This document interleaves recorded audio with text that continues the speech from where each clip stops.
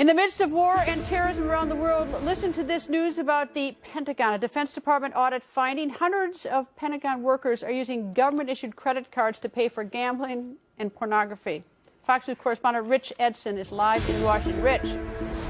Well, Greta, defense officials tell Fox News those of the department swiped DoD credit cards nearly 4,500 times, spending nearly $1 million at casinos from July of 2013 through June of the following year. The Inspector General also reports 900 transactions for adult entertainment establishments, totaling almost $100 grand. All this a minuscule fraction of DoD credit card spending, though the official says the employees may have picked up the tab for many of these charges, opting to identify them as personal expenses. So it's unclear how much the government may have paid for adult entertainment, if at all. Politico first reported the details of the Inspector General's findings. Its report says the employees may have used their government credit cards to hide these charges, including gambling and escort services, from their spouses. It also reports that since the review was an audit of the department's credit card system, not individual workers, the result of these findings will be a reminder that this type of behavior violates government policy. Greta. Rich, thank you. And joining us, our political panel, National Review's Katherine Timpf, and the associate editor of the Wall Street Journal, John Bossy. John, how does this happen? This is so insane. It is. It's like the clueless and the damned, right? I mean, this is just bizarre. One, it's either a failure of the Department of Defense to educate people that you're not supposed to use DoD credit cards for personal. And do you need education for that? Exactly. I mean, the second thing is enforcement. I mean, is the supervisor looking, this stuff over?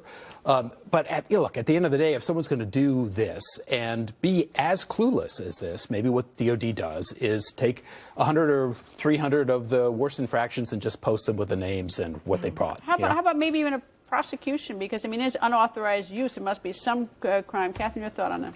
Definitely. It's 2008 is when the GAO came out and said this is an increasing problem, abuse of these government credit cards. And now 7 years later, here we are. It's the same thing. And it's a different excuse every time. This one, they're saying, okay, they're trying to hide this from their wives.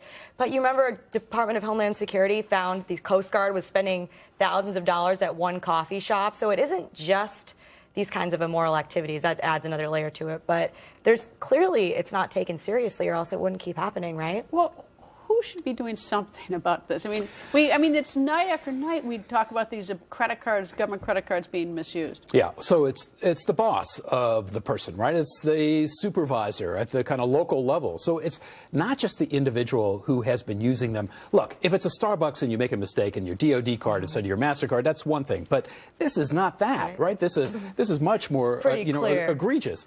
So it's not just the individual, but it's the supervisor that's supposed to be watching out for this and supposed to be signing off on the expense accounting. That should be looking and saying this is not only not permitted, but you're clearly doing this for some reason, which is probably to hide it from your spouse, husband or wife, and you're going to get hammered for it. So what's the consequence, Katherine? That's the problem. I don't think there are that serious of consequences. That's never part of the story. They expose it and they say, hey, we found this, but there's never a story of, and then, like you said, I think that's a great idea. This person and this person and this person. Maybe you think a little bit more about going out and that was John's idea to put it online. Actually, the more I think about it, John, that's a great idea.